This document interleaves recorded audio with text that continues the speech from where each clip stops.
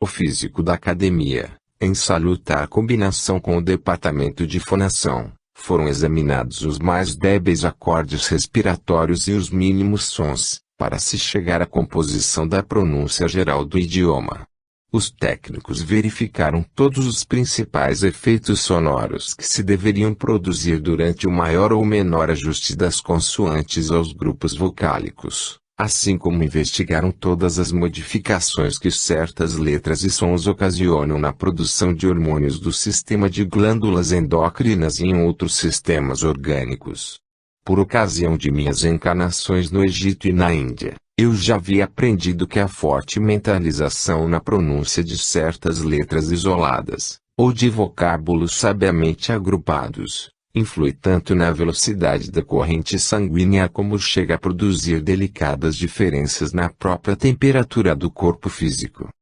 A velha ciência dos mantras, ou do exercício das palavras mágicas, muito cultivada pelos orientais, foi completamente analisada e autopsiada nesse departamento psicofísico da academia. Ali procurou-se conhecer todas as modificações vibratórias da sonoridade do idioma que pudessem ser produzidas nas cores e no magnetismo da aura humana, em combinação com o sistema de chakras laríngeos e suas relações com as demais funções do perispírito. É de tal importância a harmonia dos acordes respiratórios, durante a pronúncia dos tradicionais mantras orientais que, durante os transes efetuados por alguns faquires hindus, qualquer desajuste entre o controle da respiração e o ato de pensar e pronunciar o mantra é bastante para obscurecer-lhes o controle mental consciente que pretendem exercer à distância, em desprendimento astral.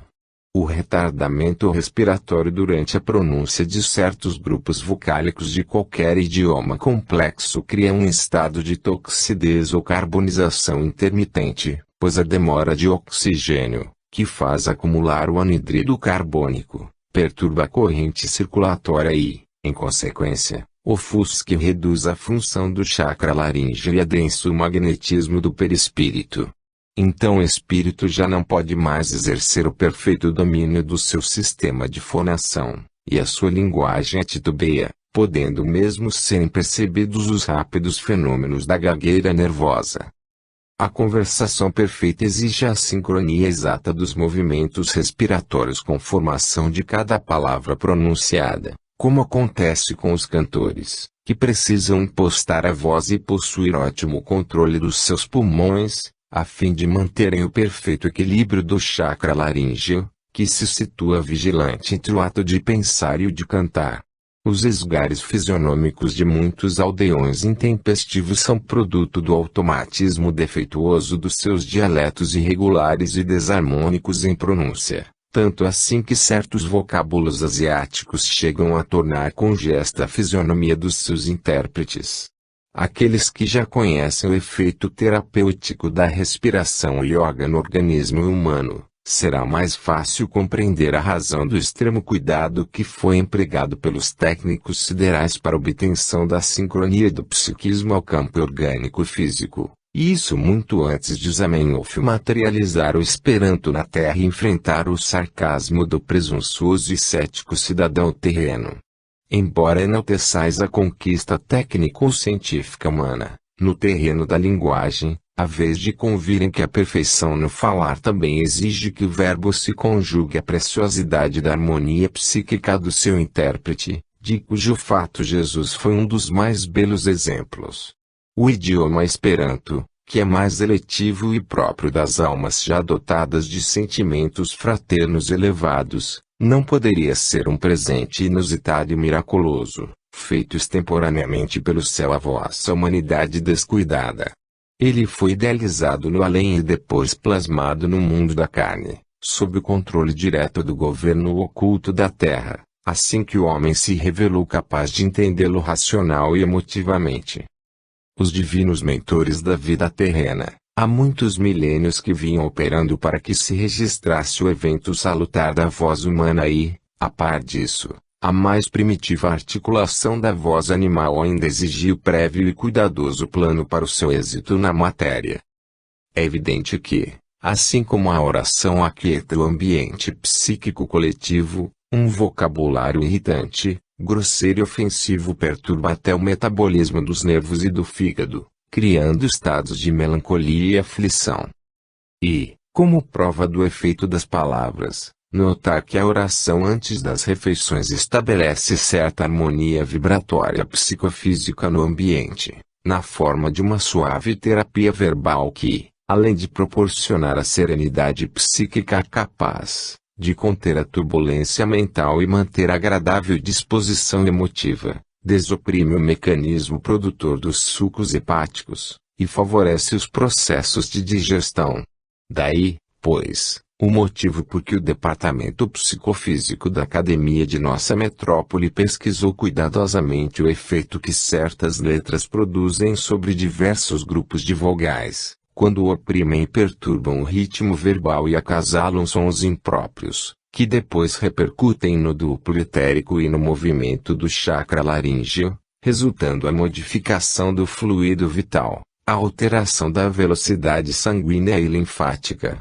assim como a alteração do trabalho defensivo das suprarrenais, o aceleramento da vesícula hepática e ainda alguns outros estados fisiológicos imprevistos e ignorados pela medicina comum. A grande diferença de receptividade psíquica entre ouvirmos o dialeto atropelado e gritante do aldeão inculto e um poema declamado por insigne poeta, que pronuncia harmonioso conjunto de vocábulos de serena e cristalina musicalidade. E o Esperanto, em verdade, é linguagem que reduz a velocidade no falar, pois não precipita vocábulos, exigindo o fiel ajuste da ideia à palavra e a sua pronúncia clara e agradável. 5. Departamento Clássico. Este setor esperantista é de ação mais propriamente para o futuro quando, pela exigência evolutiva do mundo, convém ser posta em uso uma terminologia mais clássica e parte, como um meio de fácil entendimento através de códigos de ordem técnica, científica ou artística do idioma internacional. Qualquer nova modulação verbal que convenha ser incorporada ao Esperanto é objeto de cuidadosa atenção e estudo por parte desse departamento, como responsável para que o ingresso de qualquer vocábulo autônomo não perturbe a lógica, a simplicidade, o mecanismo harmonioso e internacionalidade do idioma. É mais um departamento fiscalizador das tradições e dos postulados esperantistas, sendo que, por isso mesmo, é o responsável pela fidelidade original e indestrutível do idioma.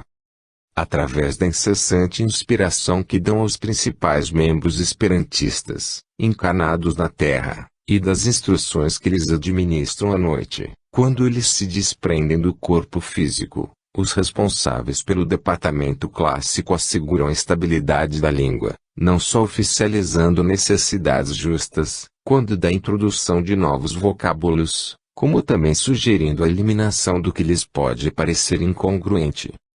6. Departamento de Intercâmbio e Divulgação.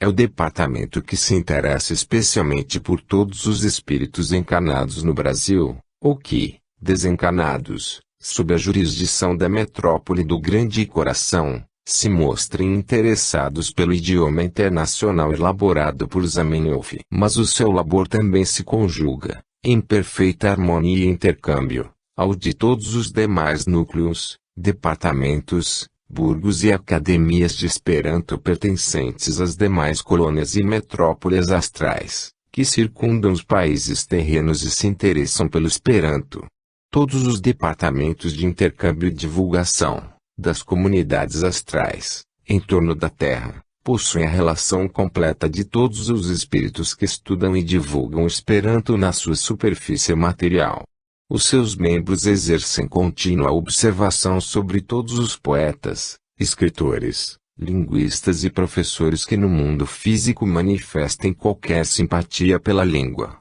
procurando exercer sobre eles a melhor influência possível e induzi-los a cultivarem definitivamente o Esperanto. É este departamento, responsável pelo intercâmbio e divulgação esperantista, o que mais se interessa em promover o aumento de adeptos, a fim de que o alto, mais tarde, possa acelerar o êxito telepático da humanidade, coisa que só será possível depois do êxito de um idioma internacional. Os nomes de todos os discípulos e simpatizantes esperantistas atualmente existentes na Terra e com propósitos de aprender o idioma encontram-se perfeitamente anotados pelos diretores espirituais interessados em todos os movimentos que auxiliem a maior divulgação da língua neutra. É justamente através desses departamentos, que se distribuem por várias cidades astrais, que os espíritos interessados no progresso esperantista no mundo físico podem se candidatar à reencarnação terrena, e para isso permanecem em contínua ligação e entendimento com as demais instituições responsáveis pela desencarnação e reencarnação na Terra. A fim de melhor exercerem o controle eficiente da missão Esperanto entre os encarnados, eles tomam contato com todos os espíritos que descem a carne, e que porventura queiram aceitar alguma tarefa a favor do idioma internacional.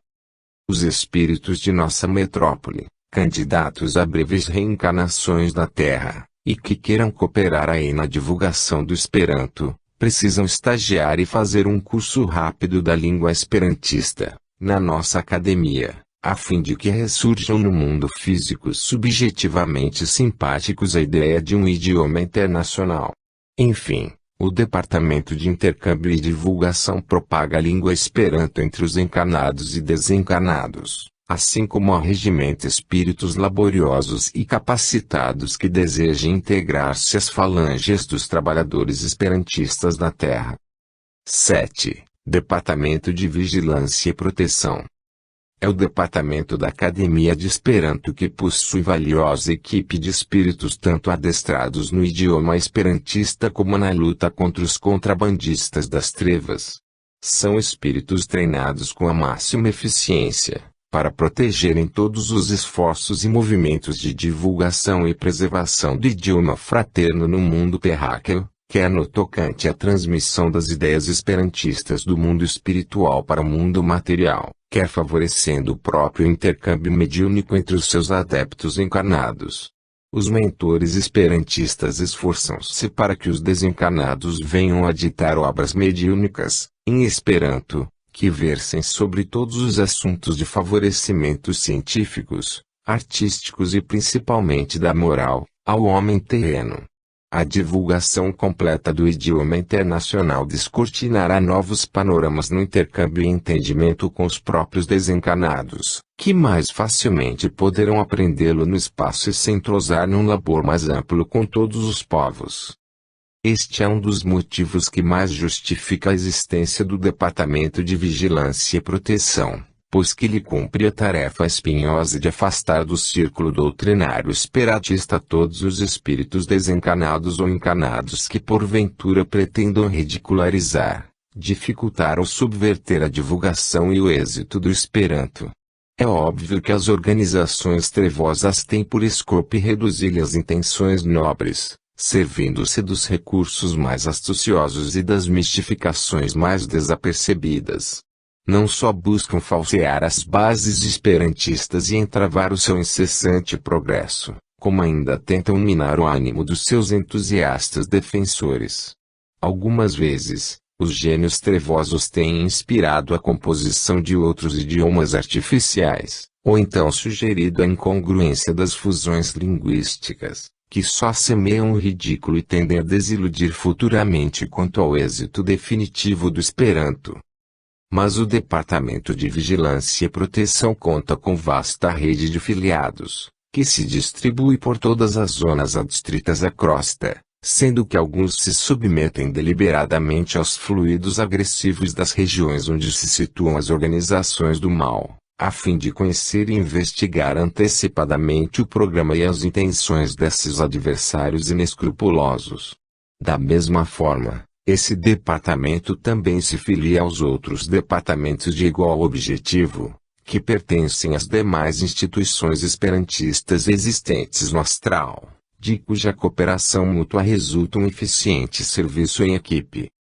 Reconheço que é justo vosso espanto ante meus relatos sobre o Esperanto, coisa que também aconteceria comigo, se eu ainda estivesse encarnado, pois sei que é difícil e mesmo excêntrico acreditar-se que a divulgação de um idioma neutro, na Terra, e que para muitos é de sumenos importância, deva exigir tais cuidados e vigilâncias, além de um exaustivo programa que teve sua origem há muitos séculos passados. Mas o principal equívoco terreno consiste em imaginar todo o êxito do Esperanto como fruto exclusivo do labor de Zamenhof, como se numa única existência humana ele pudesse abranger o passado, o futuro e todos os detalhes psíquicos e mentais da humanidade terrena, a fim de compor-lhe um idioma que é um primor de exatidão e de avanço linguístico, essencialmente ajustado a todos os eventos psicológicos.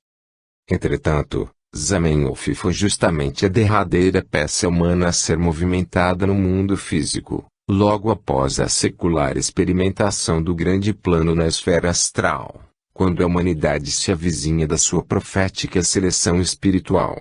É por isso que homens como Zamenhof, Kardec, e outros missionários de renovações espirituais coletivas, embora sejam muito sábios, também são muito humildes, pois no âmago de suas almas ainda se recordam de que são meros instrumentos de planos mais altos que vêm sendo elaborados através dos séculos e dos quais fazem parte milhares de outros cooperadores.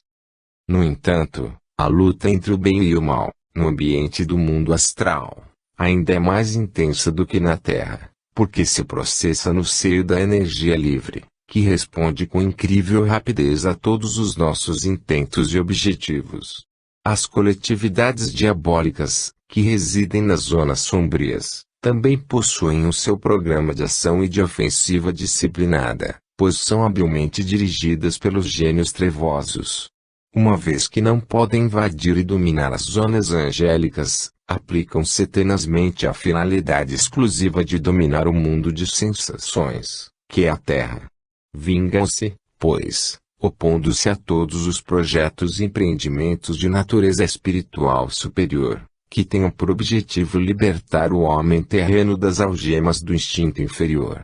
E o Esperanto, que é um idioma internacional de aproximação fraterna e de alto nível psíquico, é então um dos movimentos bastante visados por esses espíritos rebeldes ao bem, que se opõem ao progresso de uma língua que, não só aprecia o intercâmbio e a cultura espiritual entre os homens, como também auxilia o intercâmbio e o entendimento entre as nações terrenas, que tanto se excitam belicosamente, por não poderem se harmonizar através de seus idiomas antagônicos. Daí também a existência lógica de um departamento de vigilância e proteção na Academia de Esperanto, e que se destina a neutralizar as campanhas difamatórias e os sarcasmos dos demolidores da ideia esperantista. Por isso, ele requer numeroso grupo de almas decididas e heróicas, que penetrem até nas zonas trevosas mais profundas e se antecipem a muitos projetos manhosos desses espíritos das sombras. Capítulo 11. A missão do Esperanto na Terra. Esclarecimentos de Ramatiz sobre o assunto tratado por Atanagildo. Prezado irmão Ramatiz, acabamos de receber do vosso companheiro de trabalho, Atanagildo, o último capítulo de sua obra Sobrevivência do Espírito. Cientes de que colaborastes com Atanagildo para que a obra em questão se pudesse revestir de clareza e alcançar a alta finalidade que tem em vista, gostaríamos que vos manifestasseis pessoalmente sobre os últimos capítulos dessa obra, que se referem ao Esperanto, e que julgamos de alto valor para a humanidade terrena que se interessa pelo cultivo e disseminação daquele idioma. Nessa conformidade, desejaríamos que respondesseis a algumas indagações nossas no sentido de se dar ao assunto um esclarecimento ainda mais minucioso sobre a finalidade do Esperanto. Podereis atender-nos? Ramatiz, cumpro sempre o sagrado dever de ficar à vossa disposição, para vos esclarecerem assuntos de magna importância para a alma, pois é tempo de o cidadão terrícola conhecer a razão de sua própria existência e também o grau de sua responsabilidade espiritual para com a vida criada por Deus. Indagai, pois, e atender-vos-ei naquilo que for justo e razoável para a melhor compreensão de vossos espíritos. Pergunta: em face das informações do irmão Atanagildo, sobre as minuciosas providências tomadas no além até para a composição de um dialeto terreno, não se poderá dizer que com isso fica bastante diminuído o apreço que devemos aos filólogos que estudam a origem da palavra e das línguas. A etimologia, por exemplo, não representa um importante e completo estudo da palavra, por parte dos terrenos. Ramatiz, a etimologia tem de fato por função, no vosso orbe, o estudo da origem da razão da existência de cada palavra e sua significação, mas é evidente que ela se relaciona especificamente ao caráter material da palavra e ao seu som. No entanto, os técnicos espirituais se preocupam principalmente com o fundamento espiritual da palavra, ou seja, com a profundeza da raiz do verbo, em que se oculta a força íntima da palavra. Quando dizeis o verbo, o logos ou a palavra, na realidade estais dizendo a lei, o espírito das coisas criadas ou a ideia original da vida, que permanece oculta nessa enunciação. Na própria expressão bíblica o verbo se fez carne e habitou entre os homens. Está implícita a ideia de que o espírito corporificou-se em forma visível aos sentidos humanos. Daí, pois, a necessidade de se realizar no além um estudo que parece incompreensível ao vosso entendimento de encarnados, mas que é profundamente científico e se relaciona diretamente com o espírito de cada palavra e se estende, então, ao idioma da qual ela participa. Pergunta: e sob o vosso entendimento espiritual, como considerais o Esperanto em relação ao nosso atual progresso moral, científico e espiritual? Ramatiz: só agora o Esperanto atinge a sua fase mais importante e, também, a mais promissora. Nenhum outro idioma poderá substituí-lo e nenhum esforço futuro poderá superá-lo no seu mecanismo genial, pois foi elaborado cientificamente por um experimentadíssimo no gênero linguístico, como é o espírito de Luiz Lázaro Zamenhof. Ele foi sempre um dos mais avançados linguistas que se encarnaram no vosso orbe e já havia tido a oportunidade de estagiar em outros mundos mais evoluídos, onde estudou as bases fundamentais e definitivas para o êxito de um idioma de ordem universal, na Terra. Em encarnações anteriores, ele viveu na Hebreia, na Grécia e no Vale do Tibre, na Itália, a fim de concatenar pouco a pouco os elementos fundamentais e descobrir a terminologia necessária que mais tarde serviria para o estabelecimento definitivo do Esperanto. Em face do acatamento que tem tido o Esperanto por parte dos cientistas do século XX, da sua sobrevivência através do tempo e da incessante adesão de novos e entusiastas adeptos ao seu admirável mecanismo lógico e sensato, está visto que se trata de uma nobre realização superior, pois já triunfou no tremendo impacto da lógica e da razão superdesenvolvida da era atômica. E, além de ter resistido às mais implacáveis exigências modernas, que já têm destruído os mais sólidos tabus, dogmas e crenças tradicionais dos séculos, o idioma esperantista progride e se dissemina pelo mundo terráqueo, estendendo seu fraternal vocabulário a todos os povos e impondo-se pela grandeza de seus postulados inalteráveis. Pergunta: em síntese, por que motivo considerais o Esperanto como capaz de se tornar um idioma internacional de uso comum a todos os povos? Qual o motivo de sua força e resistência às investidas da crítica malévola e sarcástica que lhe tem feito alguns povos interessados em que o seu idioma nacional seja o definitivo veículo internacional? Ramatiz: a perfeição linguística do Esperanto é devida principalmente ao fato de haver sido a realização de um cérebro tão amigo da lógica e da ciência quanto foi o admirável e sensato raciocínio de Kardec na codificação do Espiritismo. Alguns cientistas de renome, do vosso mundo, já reconhecem que o Esperanto é uma obra-prima de lógica e simplicidade, significando um evento de tanta importância na esfera linguística quanto foi a descoberta da energia atômica na esfera científica. A sua reduzida gramática, isenta das regras que tanto fatigam a mente do estudante, torna o Esperanto um primor de racionalidade e um monumento de habilidade e inteligência, que ainda mais se engrandece com a sua ortografia fonética e a sua sintaxe de uma simplicidade surpreendente. Ele tem tudo o que é necessário para se ajustar aos imperativos do século dinâmico em que viveis, onde tudo é feito,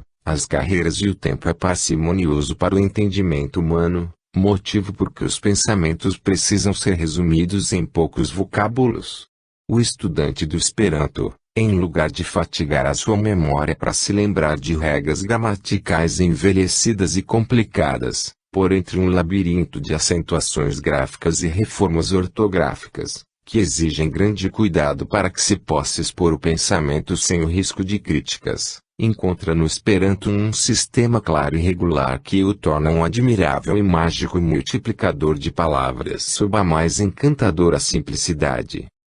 É um dos mais avançados mecanismos verbais à disposição do homem moderno, bastando-vos acionar as teclas fáceis e conhecidas de suas bases inalteradas para que, à semelhança do que se dá com as modernas máquinas de calcular, possais obter imediatamente os resultados que desejais sem que vos fatigueis cerebralmente. Apesar de o Esperanto ser tão simples e fácil, só no século XX é que os homens estão se revelando mental e cerebralmente dinâmicos para poderem articulá-lo e compreendê-lo com clareza e êxito, visto que ele não é apenas um idioma compilado inteligentemente por um homem genial, mas, sim, uma síntese resultante do progresso milenário da linguagem humana até os vossos dias.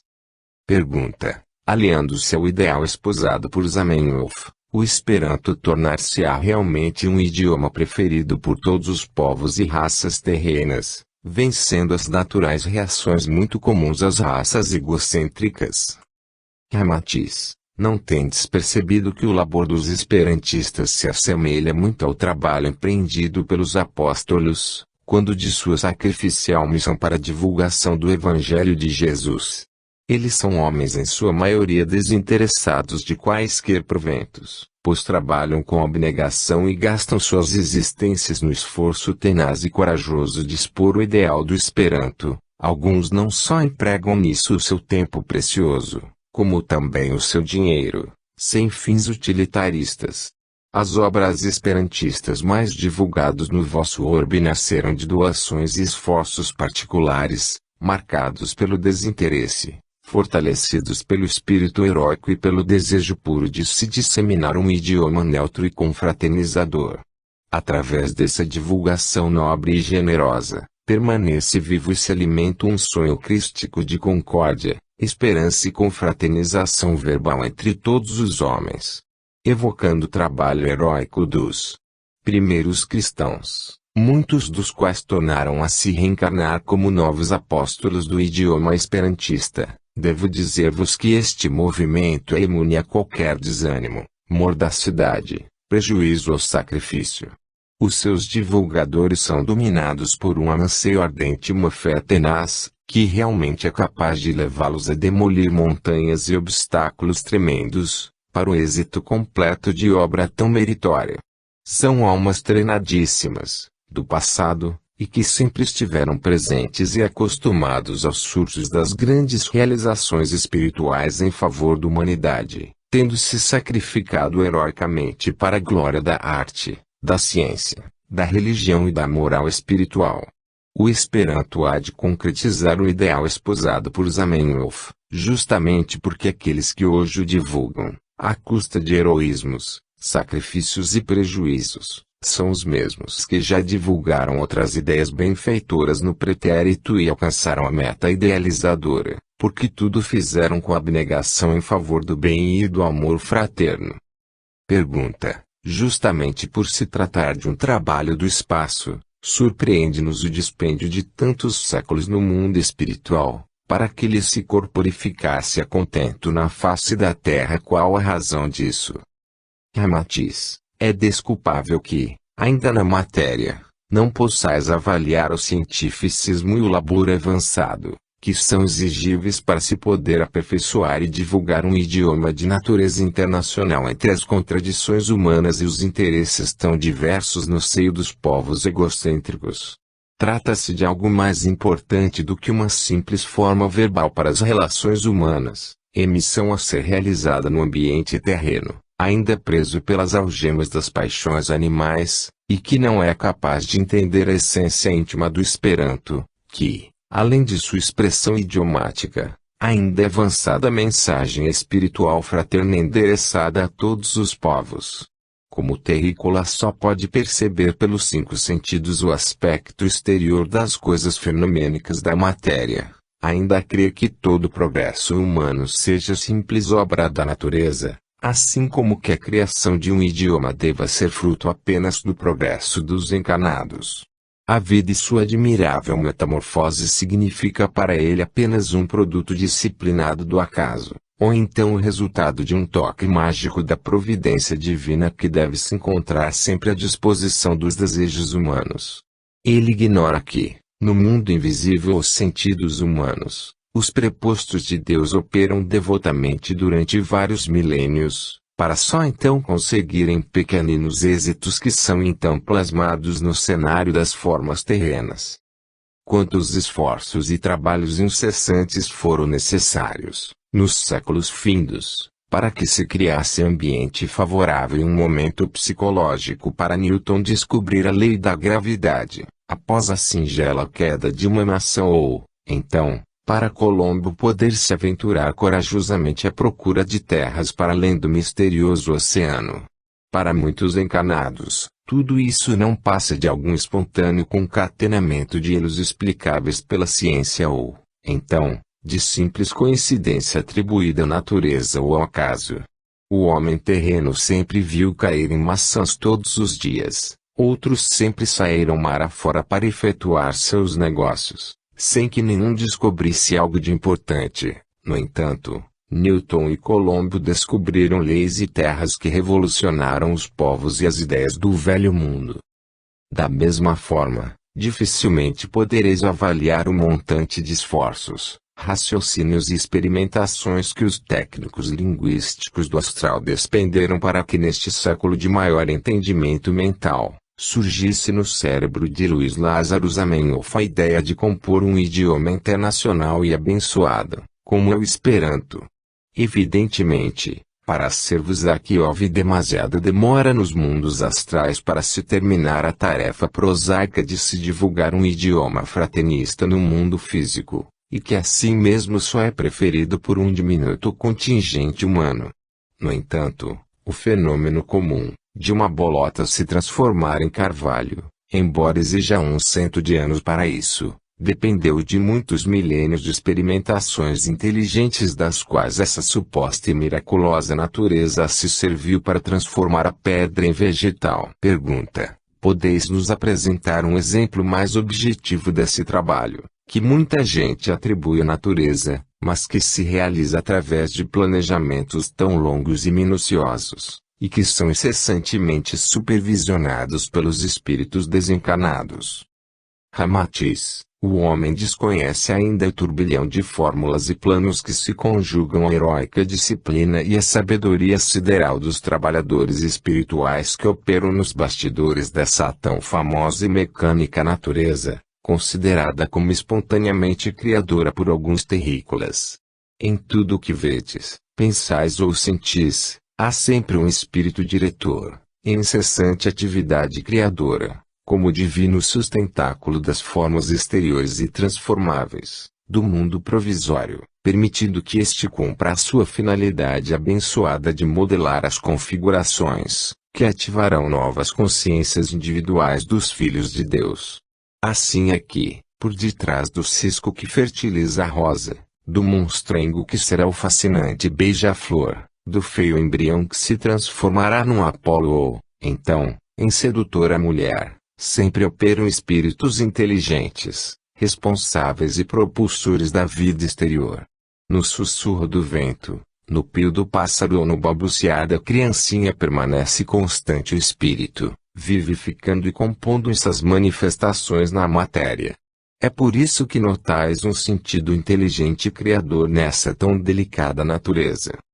Aqui, a semente atirada ao seio da terra germina, cresce e se desenvolve, desatando a árvore e vestindo-a de folhas e flores, até produzir os frutos desejados. Mais além, Os pássaros tecem os seus ninhos, deitam ovos e deles nascem filhotes impedidos de voar, mas eles se empenham, cambaleiam, fracassam e recomeçam seus esforços atendendo à ansiedade de se locomover, para depois se alarem quais flores vivas, pelo espaço cerúleo afora. Ali, ínfimo filete d'água desliza pelo solo ressequido, umedece a areia, cava pedra rude e rompe o solo até torná-lo em vultoso abismo, por onde então mergulha na forma de caudaloso Amazonas. Acolá, a criança surge materializada no ventre materno, move-se, engatinha, tomba, ergue-se e, num punhado de anos, produz a Divina Comédia, o Dom Quixote ou a Sinfonia Coral ou, então, constrói os colossos metropolitanos, ilumina o orbe, sulca os ares e domina os oceanos. Quando se desveste do traje carnal, pode reinar e comover o mundo, na figura de um Krishna, um Buda, Francisco de Assis, ou o sublime Jesus. Até no singelo mover dos lábios da criança ansiosa por transmitir o seu pensamento, concretiza-se o resultado de ideias e planos elaborados gradativamente pelos milênios afora. Mesmo para esse mover de lábios, foi preciso que alguém primeiramente pensasse, planejasse e agisse para materializá-lo no cenário das formas do mundo transitório. Imaginai agora as providências milenárias e os extremos cuidados que de há muito tempo vêm empreendendo os prepostos divinos, para que a humanidade terrícola pudesse lograr o êxito do Esperanto e usá-lo como divino linguajar, para se adaptar sem alterações aos mais diferentes climas psicológicos e aos mais diversos equipamentos de formação das raças humanas. Quantas experimentações exaustivas, correções infindáveis e sustentação espiritual têm se sucedido no decorrer desse longo tempo, a fim de que o espírito do Esperanto lograsse atingir a sua unidade coesa e indestrutível, sobrevivendo no seio dos povos mais heterogêneos e resistindo à natural tendência de deformação linguística. Olhai vossas mãos, por exemplo. Que vedes? Apenas 2 membros que vos servem docilmente e atendem a todas as necessidades e exigências da vossa vontade a elas transmitida pelo cérebro. Elas alcançam a virtuosidade artística, quando seus dedos, movendo-se rapidamente sobre o teclado do piano ou segurando o arco do violino, transformam miraculosamente os sons mais heterogêneos em acordes primorosos e melodias inesquecíveis. Para o homem comum, essas mãos não passam de um produto natural da gênese espontânea da natureza, enquanto o cientista sentencioso explica que são apenas uma consequência natural e milenária da evolução do protozoário até a forma humana, através do trabalho de seleção e aperfeiçoamento da espécie animal. Raras criaturas avaliam a docilidade de suas mãos ao obedecerem prontamente às mais sutis exigências do espírito, articulando seus dedos no trabalho que se lhes requer, como servas submissas a qualquer capricho da mente encanada. Essas mãos, a simples ideia de que vão servir para esbofetear alguém, estremecem como aves encolerizadas, mas também se revestem da mansuetude das pombas, e se embebedam de um fluido amoroso, quando apenas pensais em abençoar alguém. Elas são um prolongamento vivo da vossa própria personalidade e falam uma língua inteligível às almas percussentes, estendem-se lânguidas e enleiam-se, tremem, reagem, pousam, erguem-se, vibram e falam em sua linguagem silenciosa e impressionante, plasmando tudo o que o vosso espírito pensa, deseja, e quer transmitir. Mas quantos milênios foram necessários para que os admiráveis técnicos siderais, na noite dos tempos, tivessem podido planejar e criar essas mãos? Quantos departamentos siderais trabalharam sob a visão carinhosa de milhares de espíritos ligados à mente divina, unicamente para que o terrícola pudesse usufruir atualmente das bênçãos dessas mãos valiosas? Como consequência, podeis avaliar a dificuldade da gênese de um idioma internacional, como é o Esperanto, que foi alvo dos mais devotados cuidados e esforços do plano sideral para que, ao atingirdes o século XX, possuísseis o encordoamento vocal exigível para o articulardes com êxito.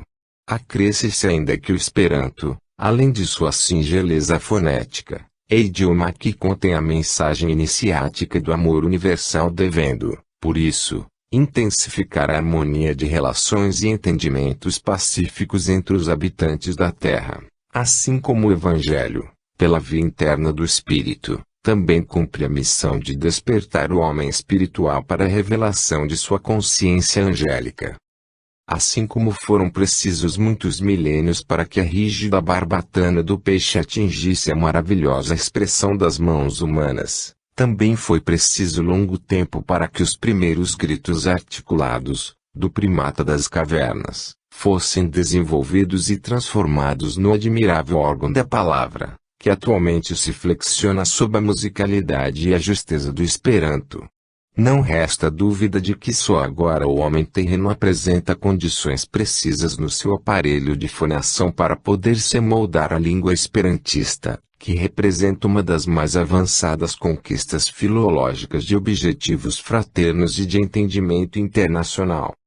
Embora o Esperanto seja um idioma simples, o homem terreno não poderia aprendê-lo subitamente, antes de saber articular com facilidade as suas cordas vocais, regulando-as habilmente com a sua respiração pulmonar. O Esperanto é a cúpula genial de um grandioso edifício linguístico, de entendimento entre toda a humanidade, e o seu alicerce foi lançado há incontáveis milênios, quando o troglodita envidava heróicos esforços para articular o primeiro vocábulo original da linguagem terrena.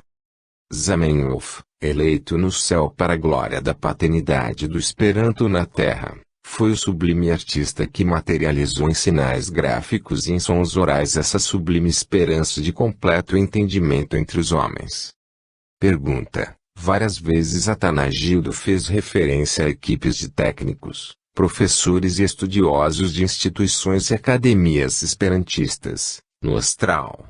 Se o Esperanto é uma língua tão simples no seu mecanismo verbal, por que exige tanta preocupação no além? Ramatiz: mesmo o mais rudimentar dialeto falado no vosso mundo material mereceu cuidadoso estudo e atenção de abalizados linguistas da esfera espiritual. A linguagem humana não é mero produto de circunstâncias acidentais, mas uma resultante da linguagem de muitos temperamentos psíquicos que, antes de se encarnarem, já articulavam no plano mental e astral e que, mais tarde, e na devida oportunidade, puderam materializá-la através da laringe carnal. Mesmo o grito inexpressivo do animal é um efeito do psiquismo coletivo que dirige a sua espécie e incentiva para os experimentos e fenômenos de relação com o meio. Pergunta: a insistência de nossas indagações a esse respeito é porque, em face de o Esperanto ser tão fácil e simples, fazemos ideia de que deveria ter sido elaborado, no além, sem muitas preocupações técnicas e funcionais. Estamos equivocados nestas reflexões? Ramatiz: porventura o Evangelho não é um código de leis cristãs tão simples, elaborado há quase 2000 anos? No entanto, embora já vos encontreis no século XX, o terrícola ainda se sente imaturo de espírito e incapacitado para se integrar definitivamente nos postulados dessa mensagem tão sublime. Quantos milênios han transcorrido e quantos precursores de Jesus já palmilharam a terra, preparando-a para que o homem lograsse assimilar as máximas evangélicas tão benfeitoras. Não vemos motivos, pois, para que subestimeis o labor espiritual do além, referente ao Esperanto, apenas porque é um idioma fácil e simples. Evidentemente, ele não possui a quantidade prolixa de vocábulos familiares às línguas das nações mais adiantadas do vosso mundo, porque a sua linguagem, em verdade, é portadora de melhor expressão verbal firmada nos experimentos milenários. Daí, pois, o volume de estudos, pesquisas e experimentações que se aliaram à virtuosidade do trabalho dos espíritos esperantistas de todas as comunidades astrais junto à Terra. Pois não se trata de um simples dialeto, nem de linguagem própria de um povo ou de uma raça, mas de idioma internacional e neutro, elevado à categoria de doutrina verbal, capaz de acelerar o espírito de confraternização entre toda a humanidade terrena. A ideia de uma língua internacional não surgiu de improviso entre vós, como decorrência natural de evolução da humanidade terrestre, pois ela é tão velha quanto o homem. Como já dissemos, quando o primata ainda ensaiava os seus primeiros vocábulos, na forma de gritos inexpressivos, os mentores do orbe terráqueo já estudavam, no além, os pródromos de um idioma neutro internacional, que pudesse atender, com eficiência, a média do tipo humano superior, que seria o produto do evento da sexta raça-mãe, em formação, e a penúltima do planeta Terra. Pergunta: o Esperanto, porventura, não poderá se transformar num dialeto? Ramatiz: tanto entre os mentores siderais do orbe como entre os encarnados no mundo terreno, permanecerão sempre intactos a disciplina e o plano iniciático que é responsável pelo cumprimento rigoroso dos princípios fraternos e internacionais do Esperanto. Assim como as esferas científicas, filosóficas e mesmo religiosas promovem os seus congressos e movimentos de caráter internacional, para que sejam preservados e mantidos os seus postulados fundamentais e as realizações de sua responsabilidade. Também esses congressos, aliás já comuns entre os esperantistas, serão organizados continuamente, para que o idioma fique imunizado contra qualquer influência ou vício de corrente de dialetos e línguas heterogêneas. Sob a inspiração do alto, sempre hão de se reunir homens sábios, filiados espiritualmente às instituições esperantistas do astral, para que sejam fiscalizadas e mantidas as bases imodificáveis que hão de garantir a homogeneidade da língua neutra e internacional. Pergunta: os mais abalizados filólogos costumam dizer que as línguas não são nem podem ser criações caprichosas, à parte, mas sim fruto da própria vida dos povos, reproduzindo a sua psicologia e os condicionamentos do meio. Ramatiz: se assim é, o Esperanto é uma comprovação cabal de tal conceito, pois se uma língua deve atender à índole psicológica e à vida íntima dos povos ou das raças, tornando-se seu mecanismo verbal e ortográfico, capaz de interpretar o seu conteúdo artístico, filosófico, técnico e moral, é claro que um idioma que deve servir a todo o planeta Terra também exige que as suas bases principais se identifiquem e se afinizem com a psicologia de toda a humanidade. Não conhecemos nenhum outro idioma vivo ou morto que sirva para interpretar fielmente as ansiedades e a psicologia de todos os homens, pela razão de que sempre há de se tratar de língua exclusiva de um povo ou de uma raça que, por mais evoluída que o seja, não servirá para os demais, pois é a expressão de um conjunto psicológico isolado. Mesmo que a humanidade adotasse como veículo universal da palavra ou uma língua nacional, tomada da raça mais desenvolvida do planeta, ainda assim seria preciso que todos os povos aceitassem espontaneamente um idioma estranho à sua pátria, deixando-se submeter docilmente ao jugo verbal estrangeiro, o que é impossível em vosso mundo. Demais, para não ferir os brios patrióticos, o desejado idioma neutro teria que se constituir com um pouco de vocábulos de cada povo ou das diversas línguas existentes, para então se tornar num mecanismo verbal temperado ao gosto internacional. Mas seriam precisos muitos séculos para que esse duvidoso cozido heterogêneo se transformasse no sonhando acordo linguístico para toda a humanidade. Seria muito difícil vingar um idioma produto da ideia excêntrica do se misturar um punhado de vocábulos de cada povo, a fim de se formar um coquetel verbal que pudesse atender a todas as necessidades raciais e ainda possuir tal alquimismo filológico que evitasse praticar-se qualquer descaso nacional para com outra raça. Ante a belicosidade e a desconfiança dos homens e das nações terrenas, que se atritam pela vaidade, ambição, orgulho, caprichos e nacionalismos tolos, podeis avaliar quão difícil se tornaria harmonizar tantos pensadores e patriotas tão acirradamente nacionalistas e nunca universalistas, para que concordassem em admitir o uso exclusivo de um idioma estrangeiro, só porque possuísse um pouco de vocábulos do seu próprio idioma pátrio. Eis porque a língua Esperanto é a mais preferida e cultivada por aqueles que já ensaiam os primeiros passos de confraternização mundial e aproximação espiritual. Ela se afiniza principalmente com os homens que, embora religiosos ou não religiosos, são desapegados de racismos, nacionalismos e patriotismos isolacionistas. É que o caráter neutro do Esperanto, e a ausência nele de princípios racistas ou nacionalistas, fazem com que não ofenda aos sentimentos patrióticos de nenhum povo, pois, em lugar de ser uma língua internacional excêntrica e confeccionada com vocábulos selecionados dos principais idiomas predominantes, ela se firma nas raízes idiomáticas que justamente deram origem a todas as línguas do mundo. As principais raízes do Esperanto vêm do tronco indo-europeu, que é o berço pródigo de todas as línguas expressivas, constituindo-se, então, na fonte idiomática ou bases primitivas que servem ao Esperanto.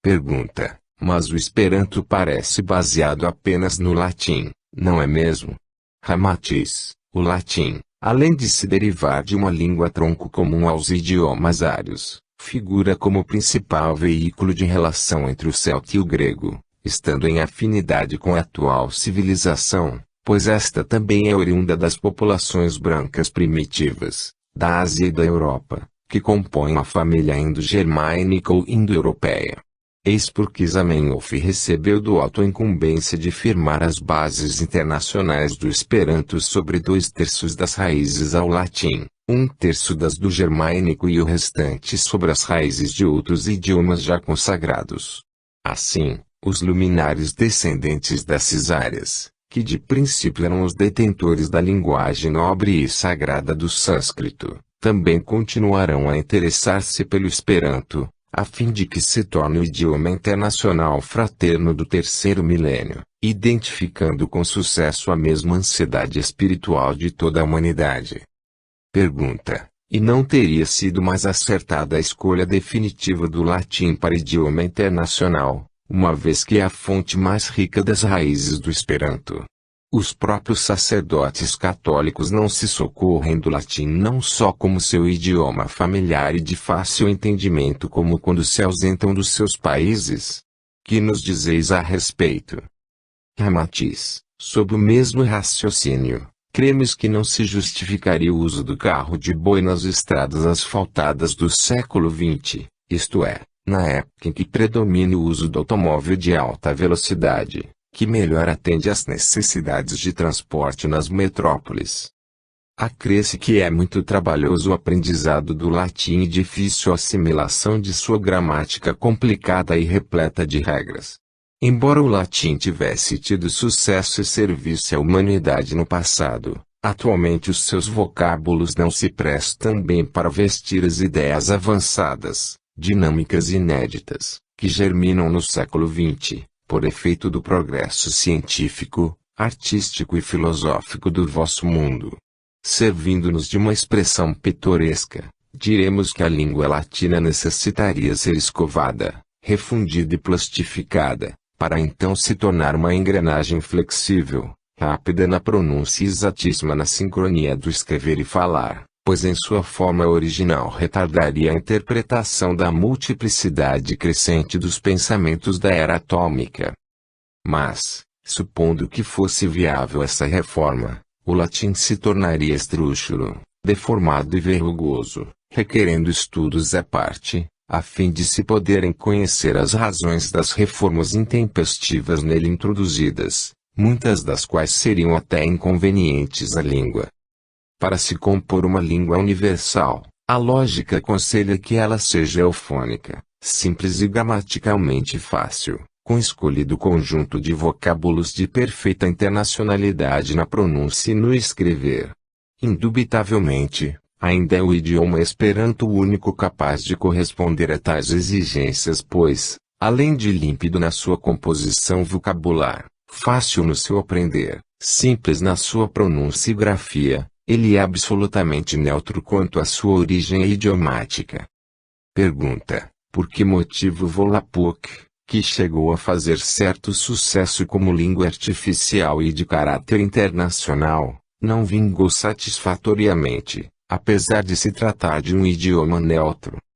Ramatiz, embora o Abad Shleyer, criador do Volapük, pretendesse dar-lhe um sentido universal ou internacional, não o conseguiu devido a não ter podido torná-lo um idioma fácil e acessível a todos os povos e, principalmente, aos menos dotados de cultura. O Volapük, além de não oferecer margem para ser aprendido tão rapidamente como o Esperanto, carecia de uma qualidade, a singeleza. Para certos tipos de raças e seus modos de falar, o Volapük era de difícil aprendizado, devido ao seu complexo vocabulário de palavras reduzidas. O Esperanto, no entanto, à semelhança do próprio Evangelho de Jesus, que é doutrina de sentimento e de aplicação universal, é facílimo de ser aprendido pois, por se manter no limite de suas 16 regras, não apresenta o problema das exceções nem o das irregularidades gramaticais.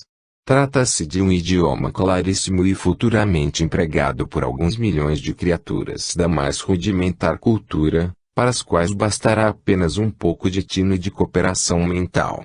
Em virtude de cada letra do Esperanto corresponder exatamente a um som e este perfeitamente a cada letra escrita, esse idioma dispensa o trabalho complexo de se editar em vocabulários de pronúncia, o que já se tem feito para muitas línguas bastante divulgadas, mas que exigem que se pronunciem determinados grupos de sílabas de modo bem diferente daquele com que se costuma lê-las ou escrever. Os radicais que formam a coluna vertebral da língua esperantista são de índole internacional e podem ser identificados em todos os principais idiomas do mundo. O aprendizado do Esperanto dispensa até o conhecimento de qualquer língua viva ou morta, porque ele é um idioma neutro, emancipado e flexível, capaz de atender a qualquer exigência humana. É o idioma ideal para atender às exigências verbais do homem moderno, o qual, à medida que multiplica os seus pensamentos, encontra mais dificuldade para conseguir situá-las na complexidade dos idiomas terrenos que, apesar da quantidade de seus vocábulos, não têm a qualidade admirável da síntese verbal esperantista. O Esperanto será de alta relevância no próximo milênio, constituindo a língua básica de todas as escolas e povos, além de que, em futuro já previsto pelo alto, há de ser o veículo verbal, definitivo, do entendimento psíquico e emotivo entre os homens. Atualmente significa preliminar da verdadeira linguagem do homem terrícola que, em futuro previsto pelos mentores do orbe, cultivará com facilidade o intercâmbio telepático, como coroamento de todas as experimentações linguísticas. Pergunta: sabemos que, no intuito de se conseguir um idioma internacional, já se verificaram outros esforços nesse sentido, assim como já têm fracassado outros movimentos semelhantes. O Esperanto há de obter um êxito que outras línguas artificiais e tentativas idiomáticas não conseguiram lograr até o momento. Poderá ele sobreviver aos entusiasmos e ardores das primeiras horas, livrando-se também das dificuldades psicológicas na sua divulgação, escapando ao que já tem acontecido com outras tentativas de adoção de línguas neutras. Ramatiz, os mentores esperantistas das comunidades astrais de maior importância estão intimamente coligados com as várias raças terrenas e operam em conexão com os próprios encarnados, conduzindo a bom termo o evento do idioma do futuro homem terreno. Embora se despendam na Terra outros esforços louváveis, do mesmo gênero, falta-lhes a unidade íntima com que o alto selocou o Esperanto, para ser o idioma de uso definitivo no planeta terráqueo. Embora essas tentativas devam ser aceitas como projetos louváveis de confraternização humana, há a considerar que, algumas vezes, só atendem a disposições acanhadas de alguns grupos humanos ainda incapazes de realizar um programa definitivo, endereçado a toda a humanidade. As autoridades espirituais responsáveis pelo advento do Esperanto explicam que os idiomas internacionais cuja divulgação na Terra tem fracassado representam respeitáveis balões de ensaio construídos por almas dignas e inspiradas por louváveis sentimentos de fraternidade. Naturalmente, Elas se sentiram tocadas pela voz do alto, que trabalha incessantemente pela unificação da humanidade terrena, que mais rapidamente há de se espiritualizar, desde que consiga se servir de uma só língua. Indubitavelmente, ainda surgirão outros esforços para se compor algum novo idioma internacional, talvez como fruto de indisfarçável nacionalismo através do qual possam predominar os vocábulos de nacionalidade ou de simpatia dos seus autores.